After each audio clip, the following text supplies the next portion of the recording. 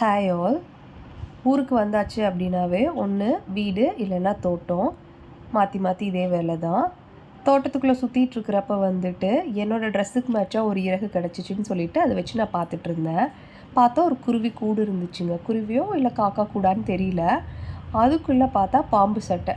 சரி, நிறைக்கு வந்து பாம்பு சட்டையை காமிக்கலாம் அப்படி சொல்லிட்டு நான் அதை ஒரு குச்சியில் எடுத்துகிட்டு இருந்தேன். ரொம்ப பெரிய பாம்புன்னு நினைக்கிறேன். அதோட அகலமே வந்து ரொம்ப பெருசாக இருந்துச்சு. சின்ன வயசில் தான் வந்து பாம்பு சட்டைன்னு சொல்லிட்டு விளாண்டுட்ருப்போம். அதை பார்த்தாவே நான் பயந்துக்குவேன். சரி, இதை வந்து நிறைக்கு காமிக்கலான்னு சொல்லிட்டு அவனுக்கு எடுத்துகிட்டு போனேன். அது கூட்டுக்குள்ளே பார்த்தோம் அப்படின்னா அது பாலித்தீன் பேப்பரு, சாக்லேட் கவரு, இறகு இதெல்லாம் வச்சு தான் அது வந்து கூடு கட்டி இருந்துச்சு.